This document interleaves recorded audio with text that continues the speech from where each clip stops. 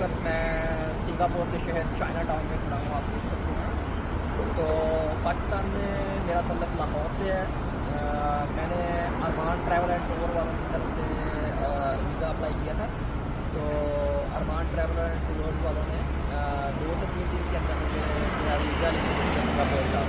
सो अगर आप भी सिंगापुर विज़िट करना चाह रहे हैं तो अरमान ट्रैवल एंड टूर वाले जो एक ट्रस्टवर्दी बहुत अच्छा काम करने वाली ट्रैवल एजेंसी है, और आप उनसे कांटेक्ट कर सकते हैं वीज़ा लेने के लिए।